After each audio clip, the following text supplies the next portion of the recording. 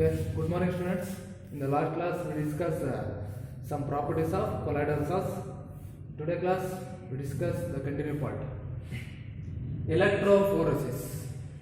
What is electrophoresis? Why electrophoresis process is used? Electrophoresis process is used to confirm the charge of the colloidal salts. To confirm the charge. Confirm the charge of the colloidal salts. ಅಂದ್ರೆ ಒಂದು unknown colloidal salts ಅಂತ ತಗೊಂಡ್ಬಿಟ್ಟು ಅದು positively charged colloidal salts ಅಥವಾ negatively charged colloidal salts ಅಂತ ನಾವು ಈ electrophoresis method ಇಂದ ನಾವು ಐಡೆಂಟಿಫೈ ಮಾಡಬಹುದು. So why electrophoresis process is used? Electrophoresis process is used to find out or to identify the charge of the colloidal salts or to confirm the charge of the colloidal salts. What is electrophoresis process? ಅದಕ್ಕೂ ಮುಂಚೆ ಇಲ್ಲಿ diagram ಇದೆ ನೋಡ್ಕೊಳ್ಳಿ. This electrophoresis method or process ಏನು ಮಾಡುತ್ತೆ ಅಂದ್ರೆ it contains a U-shaped tube. ಒಂದು U-shaped tube ಇದೆ. That tube contains colloidal salts. Unknown colloidal salts ತಗೊಂಡಿದ್ದೀವಿ. ಯಾವುದೋ ಒಂದು unknown colloidal salts ತಗೊಂಡಿದ್ದೀವಿ. ಮತ್ತೆ ಎರಡು ಎಲೆಕ್ಟ್ರೋಡ್ಗಳಿದ್ದಾವೆ. Electrodes are placed in the U tube shaped tube. ಮತ್ತೆ ರಿಸರ್ವಾಯರ್ ಇದೆ. ಎಲೆಕ್ಟ್ರೋಡ್ಸ್ಗಳು ಪ್ಲಾಟಿನಮ್ ಎಲೆಕ್ಟ್ರೋಡ್ಸ್ ಆಗಿದ್ದಾವೆ. ಏನು ಮಾಡ್ತೀವಿ ಅಂದರೆ ಇದಕ್ಕೆ ಎಲೆಕ್ಟ್ರಿಕ್ ಫೀಲ್ಡ್ನ ಅಪ್ಲೈ ಮಾಡ್ತೀವಿ. ಎಲೆಕ್ಟ್ರಿಕ್ ಫೀಲ್ಡ್ ಅಪ್ಲೈ ಮಾಡಿದಾಗ ಏನಾಗುತ್ತೆ, ಮೂವ್ಮೆಂಟ್ ಆಫ್ ಕೊಲಾಯ್ಡಲ್ ಪಾರ್ಟಿಕಲ್ಸ್ ಆಗುತ್ತೆ. ಇದರಿಂದ ನಾವು ಯೂಸ್ ಮಾಡಿರ್ತಕ್ಕಂಥ ಯಾವುದು ಕೊಲಾಯ್ಡಲ್ ಸಾಲ್ಟ್ಸ್ ಯಾವುದು ಪಾಸಿಟಿವ್ಲಿ ಚಾರ್ಜ್ಡ್ ಅಥವಾ ನೆಗೆಟಿವ್ಲಿ ಚಾರ್ಜ್ಡ್ ಕೊಲಾಯ್ಡಲ್ ಸಾಲ್ಟ್ಸ್ ಅಂತ ನಾವು ಐಡೆಂಟಿಫೈ ಮಾಡ್ಬೋದು. ಅದನ್ನು ಹೇಳ್ತೀನಿ. ನೋಡಿ ಏನು ಮಾಡ್ತೀವಿ ಅಂದರೆ we take colloidal salts in this U shaped tube. Electric field apply ಮಾಡ್ತೀವಿ. ಎಲೆಕ್ಟ್ರಿಕ್ ಫೀಲ್ಡ್ ಅಪ್ಲೈ ಮಾಡಿದಾಗ ಏನಾಗುತ್ತೆ, movement of particles movement of colloidal particles towards anode ಅಥವಾ ಕ್ಯಾಥೋಡ್ ಆಗುತ್ತೆ. ಸರಿನಾ? ನಾವು ಫಸ್ಟ್ ಡೆಫಿನಿಷನ್ ನೋಡೋಣ. What is the definition of this electrophoresis? Electrophoresis process.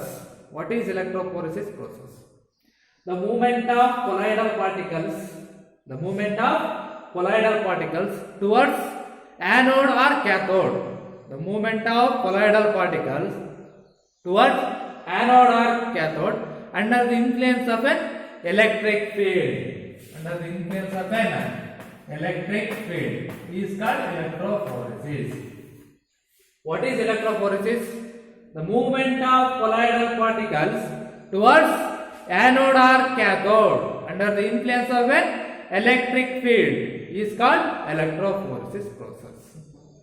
ಏನು ಮಾಡ್ತೀವಿ, ಈ ಯು ಶೇಪ್ಡ್ ಟ್ಯೂಬ್ ಅಲ್ಲಿ ಏನು ಮಾಡ್ತೀವಿ ಅಂದ್ರೆ ಫಸ್ಟ್ ಒಂದು ಅನ್ನೌನ್ ಕೊಲಾಯ್ಡಲ್ ಸಾಲ್ಟ್ಸ್ ತಗೊಳ್ತೀವಿ. Take one unknown colloidal salts. Electric field apply ಮಾಡಿದಾಗ ಏನಾಗುತ್ತೆ, movement of particles colloidal particles movement ಆಗುತ್ತೆ. ನಾವು ತಗೊಂಡಿರೋ colloidal salts negatively charged colloidal salts ತಗೊಂಡಿದ್ದೀವಿ. ನೋಡಿ, movement of colloidal particles towards anode ಆಗಿದೆ. ಟುವರ್ಡ್ಸ್ ಆ್ಯನೋಡ್ ಆಗಿದೆ ಅಂದ್ರೆ ನಾವು ತಗೊಂಡಿರೋ ಕೊಲಾಯ್ಡಲ್ ಸಾಲ್ಟ್ಸ್ ಏನಾಗಿದೆ, ನೆಗೆಟಿವ್ಲಿ ಚಾರ್ಜ್ಡ್ ಕೊಲಾಯ್ಡಲ್ ಸಾಲ್ಟ್ಸ್ ತಗೊಂಡಿರೋದ್ರಿಂದ movement of colloidal particle towards anode ಆಗಿದೆ. Anode contains positive charge, positive answer. ಇಲ್ಲಿ negatively charged colloidal salts contains negative charge.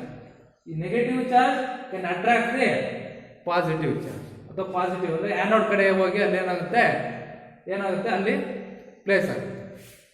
So ನಾವು ತಗೊಳ್ಳೋವಂಥ colloidal salts positively charged colloidal salts ಅಥವಾ negatively charged colloidal salts ಹೆಂಗೆ ಗೊತ್ತಾಗುತ್ತೆ ಅಂದರೆ, ನಾವು ನೆಗೆಟಿವ್ಲಿ ಚಾರ್ಜ್ಡ್ ಕೊಲಾಯ್ಡಲ್ ಸಾಲ್ಟ್ಸ್ ತಗೊಂಡ್ರೆ the colloidal particles, the negatively charged colloidal particles move towards anode, attracts opposite charge na attract ಮಾಡ್ಕೊಳ್ಳುತ್ತೆ. ಅದೇ ನಾವಿಲ್ಲಿ ಪಾಸಿಟಿವ್ಲಿ ಚಾರ್ಜ್ಡ್ ಕೊಲಾಯ್ಡಲ್ ಸಾಲ್ಟ್ಸ್ ತಗೊಂಡ್ರೆ that colloidal particles move towards cathode ಆಗುತ್ತೆ. ಇದರಿಂದ ನಾವು ಅನ್ನೌನ್ ಕೊಲಾಯ್ಡಲ್ ಸಾಲ್ಟ್ಸ್ ಅನ್ನ find out ಮಾಡಬಹುದು. It may B A positively charged colloidal salts R negatively charged colloidal salts ಅಂತ identify ಮಾಡಬಹುದು. Why electrophoresis process is used?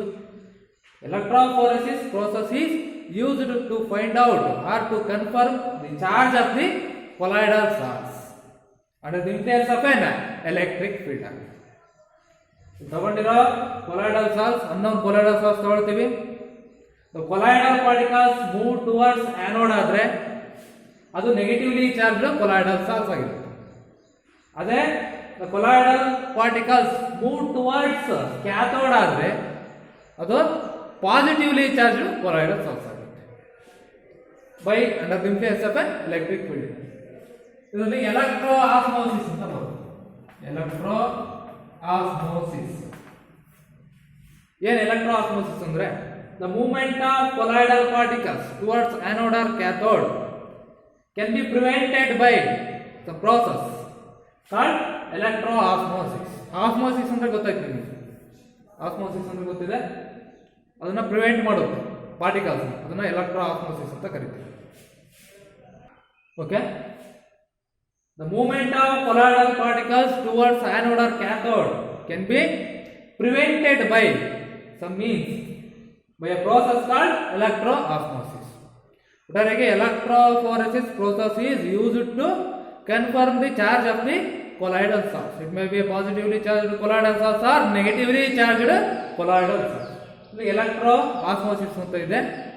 The movement of colloidal particles towards cathode or anode can be prevented by a process called electro osmosis ಅಂತ ಕರೀತೀವಿ. Okay, next one is coagulation or precipitation. What is coagulation or precipitation? The removal of charge on the colloidal salts. Removal of charge on the colloidal salts. The colloidal salts contains positive or negative charge ಇರುತ್ತೆ colloidal salts ಅಲ್ಲಿ. ಆ charge ಅನ್ನ remove ಮಾಡ್ತೀವಿ. Charge remove ಮಾಡಿದಾಗ ಏನಾಗುತ್ತೆ?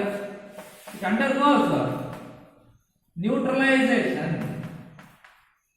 Neutralisation ಅಂತ ಕೇಳಿದ್ರೆ first colloidal salts ಅಲ್ಲಿ ಇರ್ತಕ್ಕಂಥ ಚಾರ್ಜ್ ಅನ್ನ ರಿಮೂವ್ ಮಾಡ್ತೀವಿ. ರಿಮೂವ್ ಮಾಡಿದಾಗ ಏನಾಗುತ್ತೆ? ನ್ಯೂಟ್ರಲೈಸೇಷನ್ ಆಗುತ್ತೆ. After neutralisation undergoes precipitation. Precipitation means ಇದರಲ್ಲಿ ಯಾವುದೇ ಚಾರ್ಜ್ ಇಲ್ಲ, ಪ್ರೆಸಿಪಿಟೇಷನ್ ಆಗುತ್ತೆ. ಅದನ್ನ ನಾವು ಕೋಯಾಗುಲೇಷನ್ ಅಥವಾ ಪ್ರೆಸಿಪಿಟೇಷನ್ ಅಂತ ಕರೀತೀವಿ. ಅಂದ್ರೆ ಡೆಫಿನಿಷನ್ ಏನು ಹೇಳ್ಬೋದು? The process of precipitation of colloidal salts. The process of precipitation of colloidal salts by adding excess of electrolyte. By adding excess of electrolyte or by adding suitable solvent. Electrolyte add ಮಾಡಿಬಿಟ್ಟು ಒಂದು colloidal ಸಾಲ್ಟ್ಸ್ಗೆ electrolyte add ಮಾಡಿಬಿಟ್ಟು ಅಥವಾ some suitable solvent add ಮಾಡಿಬಿಟ್ಟು ಅದನ್ನು ಏನು ಮಾಡ್ತೀವಿ? ಕೋಯಾಗುಲೇಟ್ ಮಾಡ್ತೀವಿ. ಅದನ್ನು ನಾವು ಕೋಯಾಗುಲೇಷನ್ ಅಥವಾ ಪ್ರೆಸಿಪಿಟೇಷನ್ ಅಂತ ಕರಿತೀವಿ. What is coagulation or precipitation? The process of precipitation. The process of precipitation of colloidal salts. The process of precipitation of colloidal salts by adding an excess of electrolyte or by adding a suitable solvent is called precipitation or coagulation. ಅಂದ್ರೆ ಒಂದು colloidal salts ಅಲ್ಲಿ ಇರ್ತಕ್ಕಂಥ charge ಅನ್ನ remove ಮಾಡ್ತೀವಿ. ಹೆಂಗ್ remove ಮಾಡ್ತೀವಿ? By adding an electrolyte or by adding a suitable solvent. Suitable solvent add ಮಾಡಿಬಿಟ್ಟು ಅಥವಾ ಎಲೆಕ್ಟ್ರೋಲೈಟ್ ಅನ್ನ ಆ್ಯಡ್ ಮಾಡಿಬಿಟ್ಟು small amount of electrolyte add ಮಾಡಿಬಿಟ್ಟು ಕೊಲಾಯ್ಡಲ್ ಸಾಲ್ಟ್ಸ್ ಅಲ್ಲಿ ಇರ್ತಕ್ಕಂಥ ಚಾರ್ಜ್ ಅನ್ನ ರಿಮೂವ್ ಮಾಡ್ತೀವಿ. ಚಾರ್ಜ್ ರಿಮೂವ್ ಆಯ್ತು ಅಂದ್ರೆ it undergoes neutralisation. After neutralisation undergoes precipitation or ಅದನ್ನೇ ಕೋಯಾಗುಲೇಷನ್ ಆರ್ ಪ್ರೆಸಿಪಿಟೇಷನ್ ಅಂತ ಕರೀತೀವಿ. ದಿಸ್ ಕೋಯಾಗುಲೇಷನ್ ಆರ್ ಪ್ರೆಸಿಪಿಟೇಷನ್ ಇದು ಎರಡು ಮೆಥಡ್ ಅಲ್ಲಿ ಆಗುತ್ತೆ. ಒಂದು lyophobic colloids and lyophobic and lyophilic colloids ಅಂತ ಇದಾವಲ್ಲ, ಅವೆರಡನ್ನ ಈ lyophobic colloids can be converted into coagulation or precipitation. ಅದಕ್ಕೂ ಸಮ್ ಮೆಥಡ್ಸ್ ಇದಾವೆ. ಅದೇ ತರ ಲಿಯೋಫಿಲಿಕ್ ಕೊಲಾಯ್ಡ್ಸ್ಗೂ ಸಮ್ ಮೆಥಡ್ಸ್ ಇದಾವೆ. That colloidal salts can be converted into precipitation form or coagulation. ಯಾವ ಅಂತ ನೋಡೋಣ. Okay, next one is coagulation of lyophobic salts. ಇಲ್ಲಿ coagulation or precipitation of lyophobic salts ಅಂದ್ರೆ ಲಿಯೋಫಿಲಿಕ್ ಸಾಲ್ಟ್ಸ್ ಅಂತ ಇದೆ. ಇದರಲ್ಲಿ ಕೋಯಾಗುಲೇಷನ್ ಆಫ್ ಲಿಯೋಫೋಬಿಕ್ ಸಾಲ್ಟ್ಸ್ ಇಲ್ಲಿ ಸಮ್ ಮೆಥಡ್ಸ್ ಇದಾವೆ. ಯಾವ್ಯಾವ ಮೆಥಡ್ ಇಂದ ನಾವು this ಲಿಯೋಫೋಬಿಕ್ salts can be converted into coagulation or precipitation form convert ಮಾಡ್ತೀವಿ ಅಂದ್ರೆ some methods ಇದಾವೆ ನೋಡ್ತಾ ಹೋಗೋಣ. First one is electrophoresis method. Already ನಾವು ಎಲೆಕ್ಟ್ರೋಫೋರೆಸಿಸ್ ಮೆಥಡ್ ನೋಡಿದ್ವಿ. ಏನಾಗುತ್ತೆ, movement of colloidal particles towards anode or cathode ಅಂದ್ರೆ ಆಪೋಸಿಟ್ಲಿ ಚಾರ್ಜ್ಡ್, ಈ ಕಡೆ ಪಾಸಿಟಿವ್ ಚಾರ್ಜ್ ಇರೋದು ಏನಾಗುತ್ತೆ, ಆ ಕಡೆ ನೆಗೆಟಿವ್ ಚಾರ್ಜ್ ಆಫ್ ದಟ್ ಏನು ಎಲೆಕ್ಟ್ರೋಲೈಟ್ ಅಲ್ಲಿಗೆ ಏನಾಗುತ್ತೆ, ಅದು ಅಟ್ರಾಕ್ಟ್ ಆಗುತ್ತೆ. ಅಂದ್ರೆ ಆಪೋಸಿಟ್ಲಿ ಚಾರ್ಜ್ಡ್ ಅಯಾನ್ಸ್ಗಳು ಏನಾಗ್ತವೆ, ಅಟ್ರಾಕ್ಟ್ ಆಗ್ಬಿಟ್ಟು ದೇ ಗೆಟ್ ಡಿಸ್ಚಾರ್ಜ್ಡ್ ಅಂದ್ರೆ ಚಾರ್ಜ್ ಏನಾಗುತ್ತೆ, ರಿಮೂವ್ ಆಗ್ಬಿಟ್ಟು ಅವು ಡಿಸ್ಚಾರ್ಜ್ ಆಗ್ತವೆ and then precipitated. Two oppositely charged sols ಏನು ಅಯಾನ್ಸ್ಗಳು ಏನಾಗ್ತವೆ, ಚಾರ್ಜಸ್ಗಳು ಅಯಾನ್ಸ್ಗಳು ಅವೆರಡು ಕೂಡ ಏನಾಗ್ತವೆ, ಅಟ್ರಾಕ್ಟ್ ಈಚ್ ಅದರ್, ಎರಡು ಅಟ್ರಾಕ್ಟ್ ಆಗ್ಬಿಟ್ಟು ಅದು ಚಾರ್ಜ್ ರಿಮೂವ್ ಆಗುತ್ತೆ. ಚಾರ್ಜ್ ರಿಮೂವ್ ಆಗಿ ಏನಾಗುತ್ತೆ, ದಟ್ ಪಾರ್ಟಿಕಲ್ಸ್ ಆರ್ ಡಿಸ್ಚಾರ್ಜ್ ಆಗುತ್ತೆ ಅಂಡ್ ದೆನ್ ಪ್ರೆಸಿಪಿಟೇಟೆಡ್. ಇದು first method, electrophoresis method. Second one is by mixing two oppositely charged salts. ಎರಡು ಆಪೋಸಿಟ್ಲಿ ಚಾರ್ಜ್ಡ್ ಕೊಲಾಯ್ಡಲ್ ಸೊಲ್ಯೂಷನ್ ತಗೋಬೇಕು ನಾವು. ಒಂದು positively charged colloidal salts and negatively charged colloidal salts ಎರಡನ್ನು mix ಮಾಡೋದ್ರಿಂದ ಏನಾಗುತ್ತೆ, positively charged colloidal salts contains positive charge and negatively charged colloidal salts contains negative charge. ಅವೆರಡು ಏನಾಗ್ತವೆ, attract each other ಆಗ್ಬಿಟ್ಟು undergoes coagulation ಆಗ್ತದೆ. ಕೋಯಾಗುಲೇಷನ್ ಆಗ್ಬಿಟ್ಟು ಏನಾಗುತ್ತೆ, precipitation. ಎರಡು ಕೂಡ ಚಾರ್ಜ್ ನ್ಯೂಟ್ರಲೈಸ್ ಆಗುತ್ತೆ. Undergoes neutralisation. ಎರಡು ಈಕ್ವಲ್ ಪ್ರಪೋರ್ಷನಲ್ ತಗೋಬೇಕು. ಎರಡು oppositely charged colloidal salts taken in equal proportion, same proportion, equal proportional ತಗೊಂಡಾಗ ಒಂದು positively charged colloidal salts and negatively charged colloidal salts ಇವೆರಡನ್ನ ಈಕ್ವಲ್ ಪ್ರಪೋರ್ಷನಲ್ ತಗೊಂಡಾಗ ಏನಾಗುತ್ತೆ, ಮಿಕ್ಸ್ ಮಾಡಿದಾಗ the charge can be neutralized, charge remove ಆಗುತ್ತೆ. That colloidal salts can neutralization takes place. Neutralization reaction ಆಗುತ್ತೆ, charge can be removed. The neutralization next process is coagulation or precipitation formula. Next one is by boiling. Boil ಮಾಡೋದ್ರಿಂದ take any colloidal salts, colloidal solution ತಗೊಂಡ್ಬಿಟ್ಟು ಅದನ್ನ boil ಮಾಡೋದ್ರಿಂದ ಏನಾಗುತ್ತೆ, that colloidal salts ಅಂದ್ರೆ lyophobic salts contains ಒಂದು dispersed phase and dispersion medium ಇರುತ್ತೆ.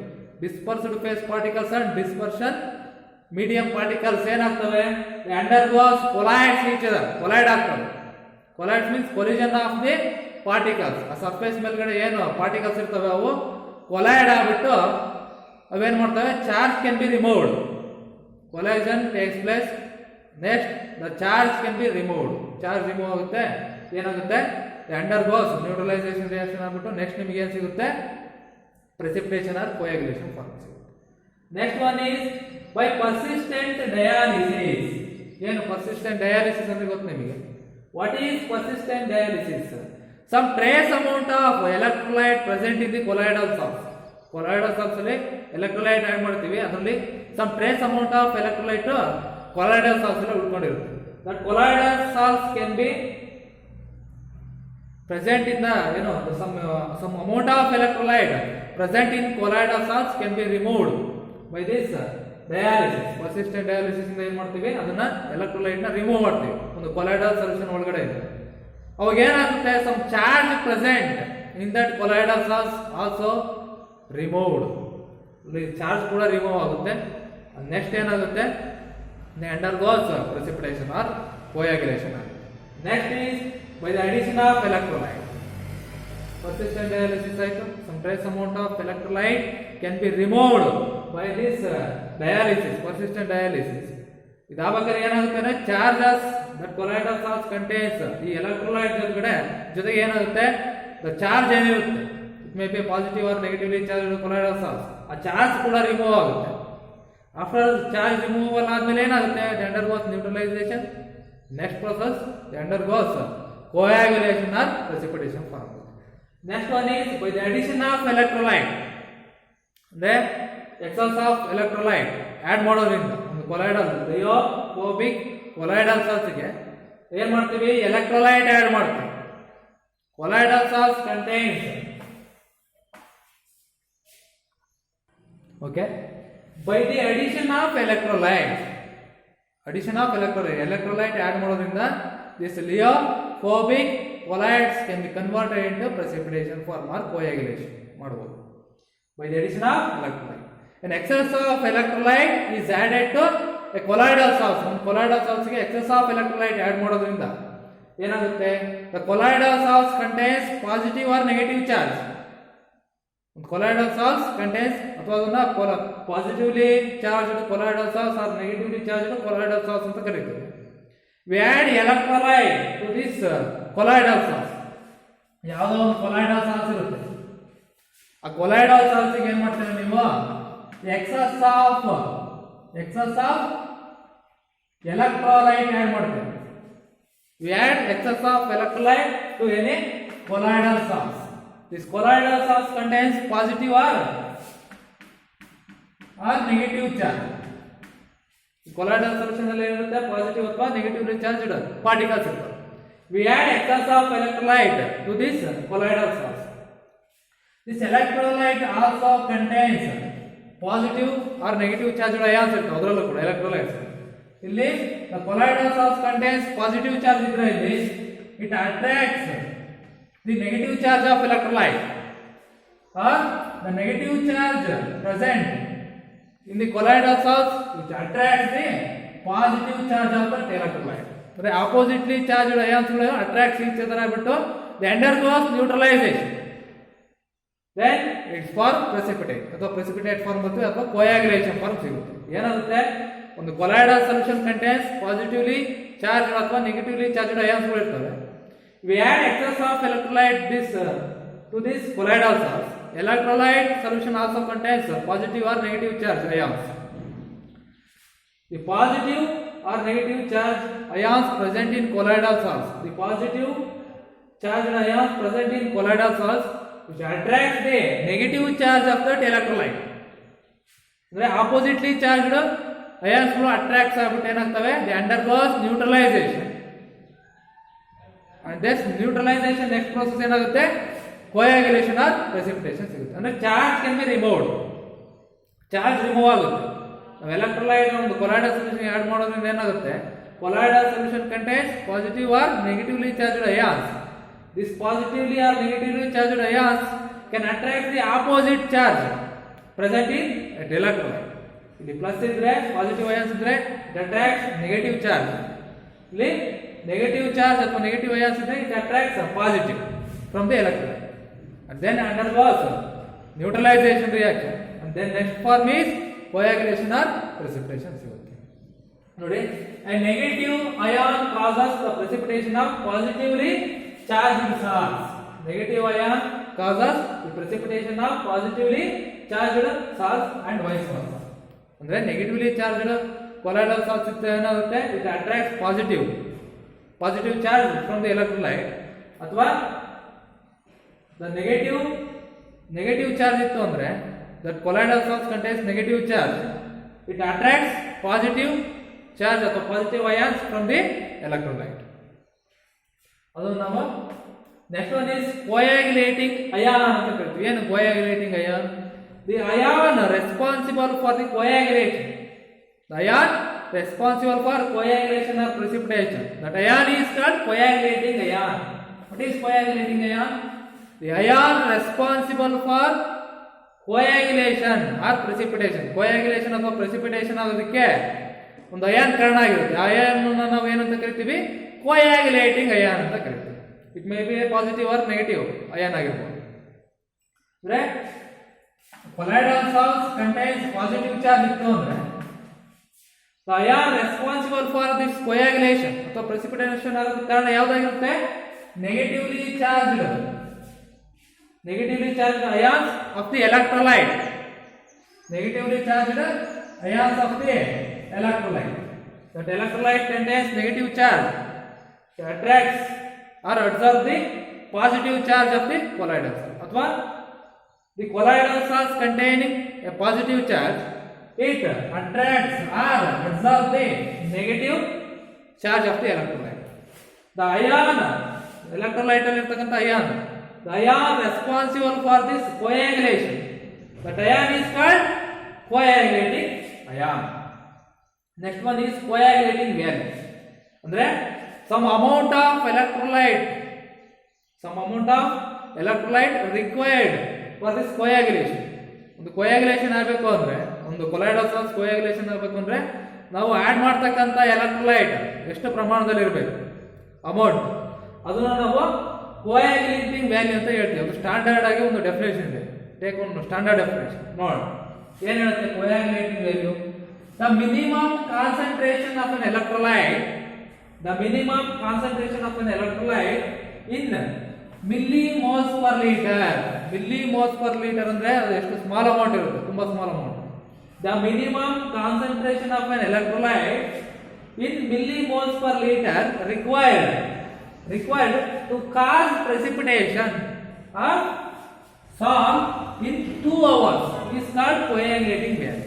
Coagulating value ಅಂದ್ರೆ ಏನು? ಒಂದು minimum concentration of an electrolyte in millimole per litre required to cause precipitation ಅಂದ್ರೆ ಪ್ರೆಸಿಪಿಟೇಷನ್ ಆಗೋದಕ್ಕೆ ಏನ್ ಬೇಕು? ದ ಮಿನಿಮಮ್ ಕಾನ್ಸಂಟ್ರೇಷನ್ ಆಫ್ ಒಂದು ಎಲೆಕ್ಟ್ರೋಲೈಟ್ ಅಲ್ಲಿ ಮಿನಿಮಮ್ ಕಾನ್ಸಂಟ್ರೇಷನ್ ಎಷ್ಟಿರಬೇಕು? Millimoles per litre required to cause precipitation of salt ಅಂದ್ರೆ ಒಂದು ಕೊಲಾಯ್ಡಲ್ ಸಾಲ್ಟ್ಸ್ ಇನ್ 2 hours ಅಂದ್ರೆ 2 ಗಂಟೆಯಲ್ಲಿ ಒಂದು ಪ್ರೆಸಿಪಿಟೇಷನ್ ಆಗಬೇಕು ಅಂದ್ರೆ ದಟ್ ಎಲೆಕ್ಟ್ರೋಲೈಟ್, ಆ ಎಲೆಕ್ಟ್ರೋಲೈಟ್ ಅಲ್ಲಿ ಎಷ್ಟು ಮಿಲಿಮೋಲ್ಸ್ ಪರ್ ಲೀಟರ್ ರಿಕ್ವೈರ್ಡ್ ಟು ಕಾಸ್ ಒಂದು ಪ್ರೆಸಿಪಿಟೇಷನ್ ಆಗೋದಕ್ಕೆ ಎಷ್ಟು ಅಮೌಂಟ್ ಬೇಕು ಎಲೆಕ್ಟ್ರೋಲೈಟ್ ಅನ್ನೋದನ್ನ ಹೇಳಿದ್ದಾರೆ. ಅದು ಸ್ಟ್ಯಾಂಡರ್ಡ್ ಡೆಫಿನಿಷನ್. ಇನ್ 2 hours 2 ಗಂಟೆಯಲ್ಲಿ ಆಗಬೇಕು ಅಂದ್ರೆ in millimoles per litre required to cause precipitation in 2 hours. This is standard definition of coagulating. Next one is Hardy's culture. ಇದಕ್ಕೆ ಸ್ಟ್ಯಾಂಡರ್ಡ್ ಡೆಫಿನಿಷನ್ ಇದೆ, ಅದು ನೋಡೋಣ. ಹಾರ್ಡಿಸ್ ಕಲ್ಚರ್ ಏನು ಹೇಳುತ್ತೆ ಅಂದ್ರೆ ದಿ ಮ್ಯಾಕ್ಸಿಮಮ್ ಚಾರ್ಜ್ ಅಥವಾ maximum valency of an electrolyte. ಒಂದು electrolyte contains positive or negatively charge ಅಂತ ಹೇಳಿದ್ವಿ. ಅಂದ್ರೆ ಆ ಎಲೆಕ್ಟ್ರೋಲೈಟ್ ಅಲ್ಲಿ ಏನು ಜಾಸ್ತಿ ಚಾರ್ಜ್ ಇದ್ರೆ ಅಥವಾ ವೆಲೆನ್ಸ್ ಆಫ್ ದಟ್ ಎಲೆಕ್ಟ್ರೋಲೈಟ್ ಜಾಸ್ತಿ ಇತ್ತು ಅಂದ್ರೆ ಇಟ್ ಕಾಸ್ ಮೋರ್ ಪ್ರೆಸಿಪಿಟೇಷನ್ ಅಥವಾ the power of precipitation is high when the electrolyte contains more charge ಅಥವಾ ಮೋರ್ ವೆಲೆನ್ಸ್. ವೆಲೆನ್ಸಿ ಜಾಸ್ತಿ ಇತ್ತು ಅಂದ್ರೆ ಎಲೆಕ್ಟ್ರೋಲೈಟ್ ಅಲ್ಲಿ ದಟ್ ಎಲೆಕ್ಟ್ರೋಲೈಟ್ ಕಾಸ್ ಅಥವಾ that ions cause more precipitation ಅಥವಾ the power of precipitation is high ಅಂತ ಹೇಳ್ತೀವಿ. Okay, Hardy's rule. Hardy's rule ಏನು ಹೇಳುತ್ತೆ ಅಂದ್ರೆ the precipitation of coagulation, the power of coagulation or power of precipitation is high ಯಾವಾಗ greater is it's valence we use. ಅಂದ್ರೆ ಒಂದು electrolyte ಅಲ್ಲಿ ಇರ್ತಕ್ಕಂಥ ಚಾರ್ಜ್ ಅಥವಾ ವೆಲೆನ್ಸ್ ಜಾಸ್ತಿ ಇತ್ತು ಅಂದ್ರೆ ಇಟ್ ಕಾಸ್ ಮೋರ್ ಪ್ರೆಸಿಪಿಟೇಷನ್ ಅಥವಾ the power of precipitation is high ಇರುತ್ತೆ. ಅದನ್ನ ಹಾರ್ಡಿಸ್ ರೂಲ್ ಏನು ಹೇಳಿದ್ರೆ ನೋಡೋಣ. Standard definition. Hardy's the valence of the oppositely charged ion. The greater the valence of the oppositely charged ion of the electrolyte added to a colloidal salts, the greater is its power to cause precipitation.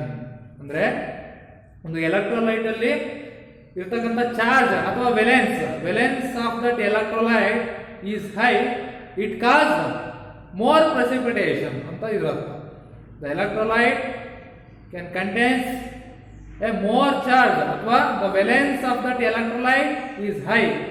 ಒಂದು electrolyte ಅಲ್ಲಿ ಇರ್ತಕ್ಕಂಥ ions ನ valence ಜಾಸ್ತಿ ಇತ್ತು ಅಂದ್ರೆ it cause more precipitation ಅಥವಾ the power of precipitation is high when the electrolyte contains more valence ಅಥವಾ highest valence ಇತ್ತು ಅಂದ್ರೆ it cause more precipitation and the amount of electrolyte is very small. And valence of that electrolyte ಜಾಸ್ತಿ ಇತ್ತು ಅಂದ್ರೆ ನಾವು amount of electrolyte ಕಡಿಮೆ add ಮಾಡಬಹುದು to the colloidal salts. The greater the valence of the oppositely charged ion. Oppositely charged ion means the colloidal salts contains positive or negative charge. ಅದರಲ್ಲಿ positively charged colloidal salts ಇತ್ತು ಅಂದ್ರೆ electrolyte contains more negative valence. Electrolyte ಅಲ್ಲಿ negative valence ಅಥವಾ valence of that electrolyte contains negative ion, at contains more valence. Electrolyte ಅಲ್ಲಿ valence ಜಾಸ್ತಿ ಇರಬೇಕು. ಅವಾಗ ಏನಾಗುತ್ತೆ, ಈ ಕೊಲಾಯ್ಡಲ್ ಸಾಲ್ಟ್ಸ್ ಅಲ್ಲಿ ಇರ್ತಕ್ಕಂಥ ಪಾಸಿಟಿವ್ ಚಾರ್ಜ್ ಬೇಗ ಕೊಯಾಗುಲೇಟ್ ಆಗುತ್ತೆ, ಅಂಡರ್ಗೋಸ್ ಪ್ರೆಸಿಪಿಟೇಷನ್ ಆಗುತ್ತೆ ಅಂತ. the greater the valence of the oppositely charged ions of the electrolyte added to a colloidal source, the greater is its power to cause precipitation. ಅಂದ್ರೆ colloidal salts contains more valence, it causes more precipitation. ಅಥವಾ the power of precipitation is fast when the electrolyte contains more valence. ಅಂದ್ರೆ electrolyte ಅಲ್ಲಿ ಇರ್ತಕ್ಕಂಥ ಅಯಾನ್ಸ್ಗಳ valence ಜಾಸ್ತಿ ಇರಬೇಕು. colloidal salts ಅಲ್ಲಿ colloidal salts contains positive charge. the electrolyte ಅಲ್ಲಿ ಇರ್ತಕ್ಕಂಥ valence ಅಂದ್ರೆ ನೆಗೆಟಿವ್ ಅಯಾನ್ಸ್ ಕಂಟೈನ್ಸ್ ವೇಲೆನ್ಸ್ ಜಾಸ್ತಿ ಇರಬೇಕು. ಅವಾಗ ಕಾಸ್ ಆಫ್ ಪ್ರೆಸಿಪಿಟೇಷನ್ ಹೈ ಇರುತ್ತೆ. ಇದು very important. Hardy Schulze rule 1 mark ಕೇಳ್ತಾರೆ, ನೀಟಾಗಿ ನೋಡ್ಕೊಳ್ರಿ.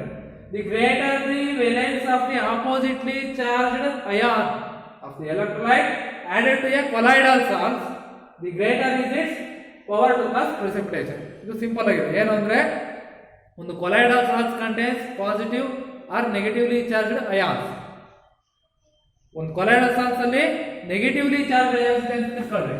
Take one colloidal salts, it contains negatively charged ions.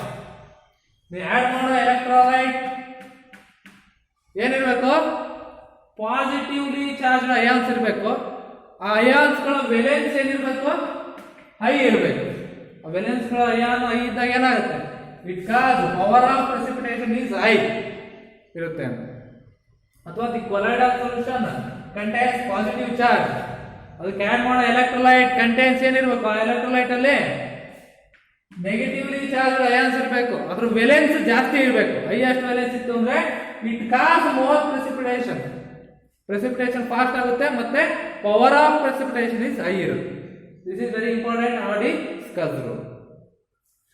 Okay, in the coagulation of the negative salts of the floculating power ಅಂತ ಹೇಳಿದ್ರು. ಅಂದ್ರೆ the coagulation of negative salts, ಒಂದು colloidal salts contains negative charge ಇರುತ್ತೆ.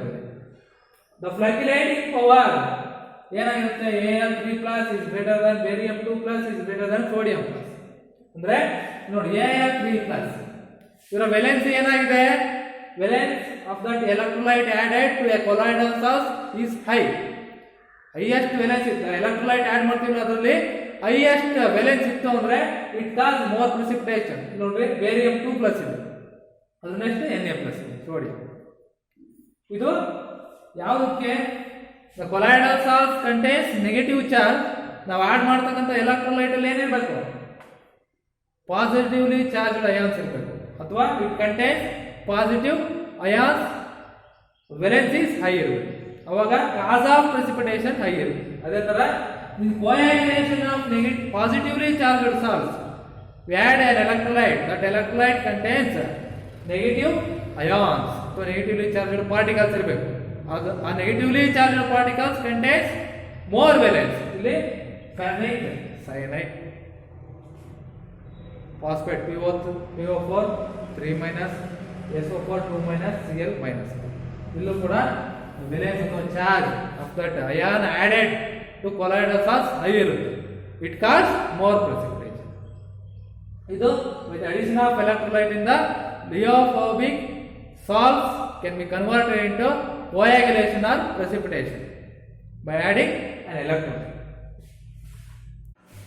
Next one is coagulation of liofilic salts. ನಾವು ಮುಂಚೆ ನೋಡಿದ್ದು coagulation of liophobic salts. Coagulation of liofilic salts. Liofilic salts can be coagulated or precipitated by 2 methods. ಅದಕ್ಕೂ ಮುಂಚೆ what are the factors responsible for the stability of this liofilic salts? Liofilic salts ಗೆ ಅದು stable ಆಗಿರೋದಕ್ಕೆ ಕಾರಣ ಏನೇನಂದ್ರೆ, first one is charge and high degree of solvation. Because of these factors liofilic salts are more stable than liophobic salts because of charge and high degree of solvation. Charge and high degree of solvation ಇರೋದ್ರಿಂದ ಏನಾಗುತ್ತೆ, stability of lyophilic salts are more than lyophobic salts. ಇವೆರಡು factors ನಾವು remove ಮಾಡಿದ್ವಿ ಅಂದ್ರೆ easily lyophilic salts can be coagulated or precipitated.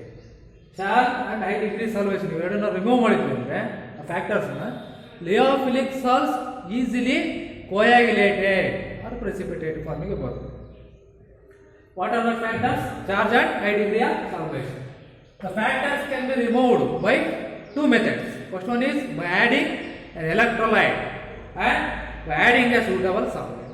Because these liophilic salts are solvent attracting, or the dispersed phase particles are more affinity towards dispersion medium particles. Dispersed phase particles are more affinity towards the dispersion medium particles. Because of this reason, by adding an electrolyte or by adding a suitable solvent, the stability of liophilic salts can be removed. So the charge on the liophilic salts can be removed by adding an electrolyte and by adding a suitable solvent. Okay. Stability is high in liophilic salts. Stability more than liophobic salts. What are the reason for this stability? Charge and high degree of solvation of colloids. ಎರಡು factor remove ಮಾಡಬೇಕು ನಾವು. ಹೆಂಗೆ remove ಮಾಡ್ತೀವಿ? By adding an electrolyte and by adding suitable solvent. Add ಮಾಡೋದ್ರಿಂದ ಏನಾಗುತ್ತೆ? That lyophilic salts contains some charge, may be positive or negative, attracts some opposite charge of that electrolyte, then easily precipitated, neutralization reaction ಆಗುತ್ತೆ and next process it easily coagulated or precipitate ಆಗುತ್ತೆ. ಅದರ by suitable solvent add ಮಾಡೋದ್ರಿಂದ, suitable solvent ಯಾಕೆ add ಮಾಡ್ತೀವಿ ಅಂದರೆ it is more affinity towards dispersion medium, it is solvent attracting. Lyophilic colloidal salts are solvent attracting, so we add some suitable solvent and easily precipitate ಆಗುತ್ತೆ. Next one is production of colloids. ಅಂದರೆ colloids ಅನ್ನು ನಾವು ಹೆಂಗೆ production ಮಾಡ್ತೀವಿ? Lyophilic colloidal salts are more stable than lyophobic colloidal salts, because lyophilic colloidal salts are more affinity towards the dispersion medium, ಅಥವಾ the dispersed phase particles in lyophilic salts can more affinity towards dispersion medium particles. ಅದಕ್ಕೆ ಇಲ್ಲಿ ನಮಗೇನು ಅವಶ್ಯಕತೆ ಇಲ್ಲ. But in ಲಿಯೋಫೋಬಿಕ್ salts ಅಂತ ಬಂದರೆ, production of lyophobic salts, lyophobic ಸಾಲ್ಟ್ಸ್ನ ಹೆಂಗೆ ಪ್ರೊಡಕ್ಷನ್ ಮಾಡ್ತೀವಿ ಅಂದರೆ by adding a lyophilic salts. Lyophilic ಕೊಲಾಯ್ಡ್ಸನ್ನು colloidal solution lyophobic colloidal solution add ಮಾಡೋದ್ರಿಂದ ಏನಾಗುತ್ತೆ? This lyophobic colloidal salts are not affinity, ಅಂದರೆ there is no affinity towards dispersion medium particles, dispersed phase particles, ಅಥವಾ they are not solvent attracting. ಯಾವುದು? ಲಿಯೋಫೋಬಿಕ್ salts. ನಾವಿಲ್ಲಿ ಲಿಯೋಫಿಲಿಕ್ colloidal salts ಅನ್ನ ಲಿಯೋಫೋಬಿಕ್ colloidal salts ಗೆ add ಮಾಡೋದ್ರಿಂದ ಏನಾಗುತ್ತೆ? there is a layer is formed between the lyophobic colloidal salts. Lyophobic colloidal salts ಹೊರಗಡೆ ಏನಾಗುತ್ತೆ? ಒಂದು ಲೇಯರ್ ಫಾರ್ಮೇಷನ್ ಆಗುತ್ತೆ. ಲೇಯರ್ ಯಾವುದು? ಲೇಯರ್ ಹೆಂಗಾಗಿರುತ್ತೆ ಅಂದರೆ by the addition of lyophilic salts. Lyophilic salts ಅನ್ನ ಲಿಯೋಫೋಬಿಕ್ ಸಾಲ್ಟ್ಸ್ ಒಳಗಡೆ ಆಡ್ ಮಾಡೋದ್ರಿಂದ a layer is formed around the lyophobic salts. Lyophobic salts ನ ಹೊರಗಡೆ ಒಂದು ಲೇಯರ್ ಫಾರ್ಮೇಷನ್ ಆಗುತ್ತೆ. ಆ ಲೇಯರ್ ಏನು ಮಾಡುತ್ತೆ ಅಂದರೆ ಲಿಯೋಫೋಬಿಕ್ ಸಾಲ್ಟ್ಸ್ಗೆ ಪ್ರೊಟೆಕ್ಷನ್ ಕೊಡುತ್ತೆ. ಅಂದರೆ ಏನು ಕಾಸ್ ಆಗದಂಗೆ ಅಥವಾ ಅದರ ಚಾರ್ಜ್ ರಿಮೂವ್ ಆಗದಂಗೆ, ಅದಕ್ಕೆ ಬೇರೆ ರೀತಿ ಏನು ಅಫೆಕ್ಟ್ ಆಗದಂಗೆ this lyophilic salts protect the lyophobic salts. ನಾವಿಲ್ಲಿ ಲಿಯೋಫಿಲಿಕ್ ಸಾಲ್ಟ್ಸ್ ನಾವು ಏನಂತ ಕರಿತೀವಿ? ಪ್ರೊಟೆಕ್ಟಿಂಗ್ ಕೊಲಾಯ್ಡಲ್ ಸಾಲ್ಟ್ಸ್ ಅಂತ ಕರಿತೀವಿ.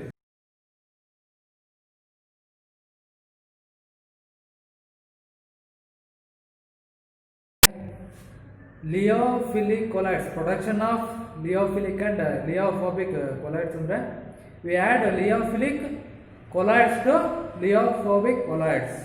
These liophilic colloids are protecting colloids. ಇವನ್ನ ನಾವು protecting colloids ಅಂತ ಕರಿತೀವಿ. ನಾವು liophilic colloids ಅನ್ನ liophobic colloids ಗೆ ಆಡ್ ಮಾಡೋದ್ರಿಂದ ಏನಾಗುತ್ತೆ?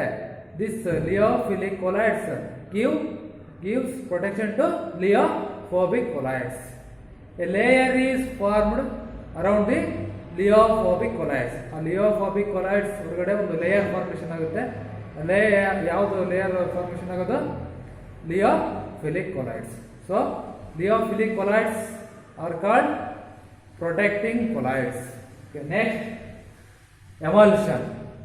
ನೀವು ಆಲ್ರೆಡಿ ಇದನ್ನು ನೋಡಿದ್ದೀರ. ಟೈಪ್ಸ್ ಆಫ್ ಕೊಲಾಯ್ಡ್ಸ್ ಅಲ್ಲಿ classification based on physical state ಅಲ್ಲಿ ಅದರಲ್ಲಿ ಎಮಲ್ಷನ್ ನೋಡಿದ್ರು. Emulsion means liquid dispersed in another liquid. Dispersed phase is a liquid and dispersion medium is also a liquid. A liquid is dispersed in another liquid to form an emulsion. Athwa a colloidal solution which contains both dispersed phase and dispersion medium, both are liquids, are called emulsion anta ಕರೀತೀವಿ. ಈ emulsion ಅಲ್ಲಿ ಏನಾಗಿರುತ್ತೆ, dispersed phase ಮತ್ತೆ dispersion medium ಎರಡು ಕೂಡ ಏನಾಗಿರುತ್ತೆ, liquids ಆಗಿರುತ್ತೆ.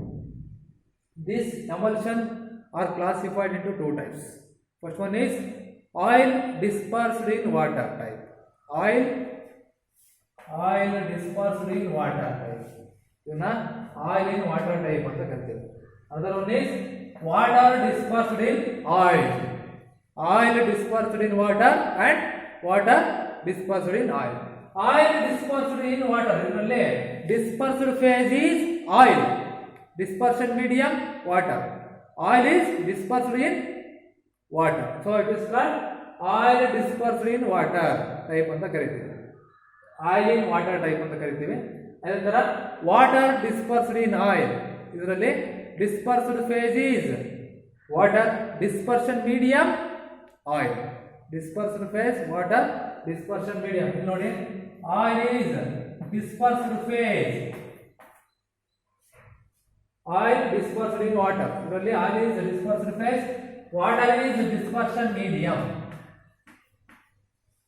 Water dispersed in oil, ಇದರಲ್ಲಿ water is dispersed phase, oil is dispersion medium.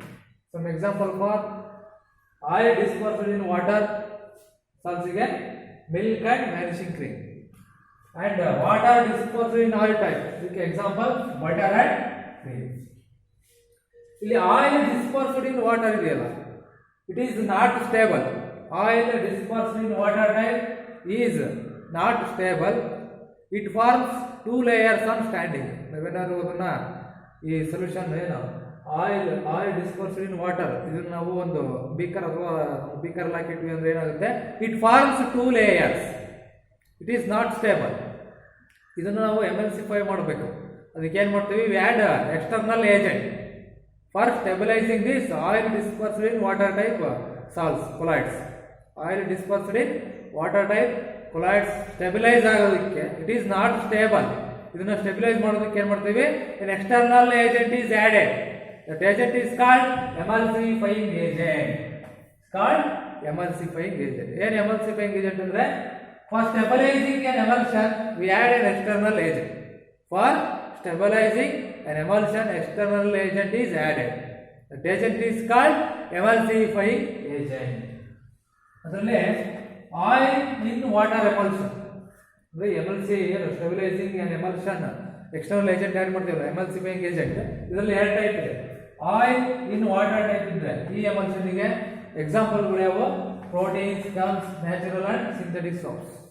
ಅದೇ ತರ water in oil emulsion, water in oil emulsion. ಇದಕ್ಕೆ ಎಕ್ಸಾಂಪಲ್ಸ್ ಬಂದ್ಬಿಟ್ಟು metal salts, fatty acids and long chain alcohols. This is emulsion. Emulsion means ಏನು, if the dispersed phase and dispersion medium both are liquids are called emulsion. Example types of emulsion ಅಂದ್ರೆ oil dispersed in water type and water dispersed in oil type. ಅದಕ್ಕೆ some examples ಇದಾವೆ. ಅದೇ ತರ this oil dispersed in water forms, it is not stable, so it forms two layers on standing. So for stabilizing this oil dispersed in water type we add an external agent. That agent is called emulsifying agent. ಇದಕ್ಕೆ ಮತ್ತೆ oil in water emulsion, ಇದಕ್ಕೆ example ಬಂದ್ಬಿಟ್ಟು proteins, gums, natural and synthetic soaps. Water in oil ಎಮಲ್ಷನ್ಗೆ metal salts, fatty acids and long chain alcohols. Next one is colloids around us. Right? In our environment, we see so many colloids. The blue color of the sky. Sky appears blue because of Tyndall effect. Scattering of light ಆಗುತ್ತೆ. Because of scattering of light or Tyndall effect is responsible for this blue color of the sky. Andre the dust particles air and water, the dust particles air and water combine together to form a colloid. This colloidal salts to this colloids responsible for this blue color of the sky. Next one is food articles. The food articles go there, the milk, butter, and its compounds. ಇವೆಲ್ಲವೂ ಕೂಡ colloids. ಅದೇ ಥರ fog, mist, ride and smog. Smog ಅಂತ ನೀವು ಕೇಳಿದ್ರೆ, smog photochemical combination of smoke and fog. ಇದರಲ್ಲಿ smoke ಇರುತ್ತೆ plus fog, ಕವಳ ಅಂತ ಕೇಳಿದ್ರೆ. ಸ್ಮೋಕ್ and fog combined together smog ಆಗುತ್ತೆ. This is also a colloids. There are blood contains hemoglobin, RBC, WBC. So blood is also a colloid. And soil also contains so many other particles combined together to form a soil. These are some colloidal particles or colloidal salts which are present in our environment. Next one is application of colloids. Colloids ನಾವು ಎಲ್ಲೆಲ್ಲಿ use ಮಾಡ್ತೀವಿ ನೋಡೋಣ. Okay, next is applications of colloids. ಅಂದರೆ ಕೊಲಾಯ್ಡ್ಸನ್ನ ನಾವು ಎಲ್ಲೆಲ್ಲಿ use ಮಾಡ್ಕೊಳ್ತೀವಿ ನೋಡೋಣ. ಅದರಲ್ಲಿ ಅಪ್ಲಿಕೇಶನ್ ಆಫ್ ಕೊಲಾಯ್ಡ್ಸ್ ಅಲ್ಲಿ ಕಾರ್ಟಲ್ ಪ್ರೆಸಿಪಿಟೇಟರ್ ಅಂತ ಇದೆ. What is cartel precipitator? It is a device or an instrument which is used to purify the impure smoke that are obtained from the industries or factories. Industries ಮತ್ತು factories ಇಂದ ಬರ್ತಕ್ಕಂಥ ಏನು smoke ಇದೆ, that smoke contains toxic substances like carbon, arsenic, lead and etc. Some solid or toxic substances which are obtained from industries. The smoke containing this carbon, arsenic and lead. This impure smoke can be purified by this cartel precipitator. Cartel precipitator ಏನು ಮಾಡುತ್ತೆ, impurities smoke ಅಥವಾ smoke ಅಲ್ಲಿ ಇರ್ತಕ್ಕಂಥ toxic substance ಏನಿರುತ್ತೆ, by using this cartel precipitator ಇದನ್ನು use ಮಾಡ್ಕೊಂಡ್ಬಿಟ್ಟು the toxic substances present in smoke can be purified or removed by this cartel precipitator process. ಏನು ಹೊಗೆ ಸ್ಮೋಕ್ ಬರುತ್ತೆ ಇಂಡಸ್ಟ್ರೀಸ್ಗಳಿಂದ, ಆ ಇಂಡಸ್ಟ್ರೀಸ್ಗಳಿಂದ ಬರೋ ಸ್ಮೋಕಲ್ಲಿ ಏನಿರುತ್ತೆ, ವೆರಿ ಟಾಕ್ಸಿಕ್ ಸಬ್ಸ್ಟೆನ್ಸ್ ಇರುತ್ತೆ like carbon, arsenic and lead. That can be removed by this Cottrell precipitator. ಅದೇ ಥರ purification of drinking water. Impure water can be purified by adding the potassium. Potassium ಅನ್ನು add ಮಾಡೋದ್ರಿಂದ impure water can be converted into pure water. Potassium contains Al3+ ion, aluminum ion ಇರುತ್ತೆ. Exchange of ions ಆಗುತ್ತೆ. Again exchange of ions ಆಗ್ಬಿಟ್ಟು ನಮಗೆ ಏನು ಸಿಗುತ್ತೆ, pure water ಸಿಗುತ್ತೆ, drinking water. ಅದೇ ಥರ ಮೆಡಿಸಿನ್ ಫೀಲ್ಡಲ್ಲಿ ಸಮ್ ಎಕ್ಸಾಂಪಲ್ ಅಂದರೆ ಆರ್ಗೈರಾಲ್. It is a silver salt. Argyrol is a silver salt which is used as eye lotion. And so many liquids are there. ತುಂಬ ಲಿಕ್ವಿಡ್ಸ್ಗಳು ಇದಾವೆ, ಅಂದರೆ ತುಂಬ ಕೊಲಾಯ್ಡ್ಸ್ಗಳು ಇದ್ದಾವೆ. ಅದನ್ನು ಬೇರೆ ಬೇರೆ ಐ ಲೋಷನ್ನು ಮತ್ತು ಇಯರ್, ಅದು ಕೂಡ ಕೆಲವು ಲಿಕ್ವಿಡ್ಗಳನ್ನ ಹಾಕೊಳ್ತೀವಿ. ಅಲ್ಲೆಲ್ಲ ನಾವು ಕೊಲಾಯ್ಡ್ಸ್ನ ಯೂಸ್ ಮಾಡ್ಕೊಳ್ತೀವಿ. ಅದರಲ್ಲಿ ಇಂಪಾರ್ಟೆಂಟ್ ಅಂದರೆ Argyrol is a silver salt which is used as eye lotion. ನಂತರ tanning industries means the fermentation of ಆಲ್ಕೋಹಾಲ್ನ ಫರ್ಮೆಂಟೇಷನ್ ಮಾಡ್ತಾರೆ. ಆ ಫರ್ಮೆಂಟೇಷನ್ ಮಾಡುತ್ತಾರಲ್ಲ, ಅಲ್ಲೂ ಕೂಡ ನಾವು ಕೊಲಾಯ್ಡ್ಸನ್ನು ಯೂಸ್ ಮಾಡ್ಕೊಳ್ತೀವಿ. ಕೊಲಾಯ್ಡ್ಸನ್ನು ಯೂಸ್ ಮಾಡ್ಕೊಂಡು ಫರ್ಮೆಂಟೇಷನ್ ಮಾಡ್ತೀವಿ. ಅಂದರೆ tanning industries, mixing industries, pharmaceutical industries, ಅಲ್ಲೂ ಕೂಡ use colloids. Rubber industries, the liquid latex ಅಂತ ಬರುತ್ತೆ. Liquid latex is rubber. ಅಂದರೆ ರಬ್ಬರ್ ಇಂಡಸ್ಟ್ರೀಸ್, ಇಲ್ಲೂ ಕೂಡ ನಾವು ಕೊಲಾಯ್ಡ್ಸ್, ಲಿಕ್ವಿಡ್ ಲ್ಯಾಟೆಕ್ಸ್ ಅಂತ ಇರುತ್ತೆ.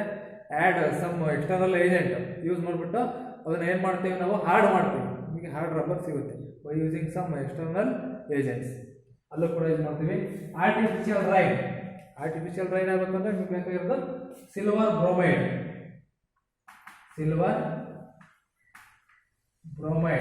Important which is used in artificial rain. Silver bromide ಇಲ್ಲೂ ಕೂಡ ನಾವು ಯೂಸ್ ಕೊಲಾಯ್ಡ್ಸ್ ಅಪ್ಲಿಕೇಶನ್ ತುಂಬ ಇಂಪಾರ್ಟೆಂಟ್ ಆಗಿರುತ್ತೆ.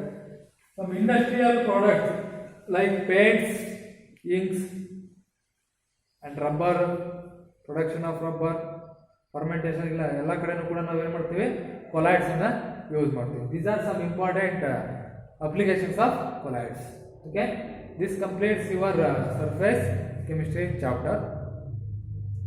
ಓಕೆ, ನೀವೇನು ಮಾಡಿ ಅಂದರೆ ಅಸೈನ್ಮೆಂಟ್ಸ್ ಬರೋದಿಲ್ಲ ಈ ಚಾಪ್ಟರ್ ಮೇಲ್ಗಡೆ ನೀವು ಅಸೈನ್ಮೆಂಟ್ಸ್ ಬರೀಬೇಕು. ನಾನು ಕ್ವಶನ್ಸ್ ಕೊಡ್ತೀನಿ ಇವಾಗ. Write this assignment questions. First one is write the differences between physisorption and chemisorption. Second one is what is catalysis, write its types. Explain the mechanism of micelle formation. Fourth one is write the types of colloids on the basis of 3 criteria. Next one is explain colligative properties, Tyndall effect and Brownian moment. Next one is what is emulsion, write its types. Next, write the applications of colloids. These are some questions of surface chemistry. ಈ ಅಸೈನ್ಮೆಂಟ್ಗಳನ್ನ ನೀವು ಬರೀಬೇಕು, ಬರೆದ್ಬಿಟ್ಟು ನಿಮ್ಮ ಗ್ರೂಪಿಗೆ ಆಗಬೇಕು. This completes your surface chemistry chapter.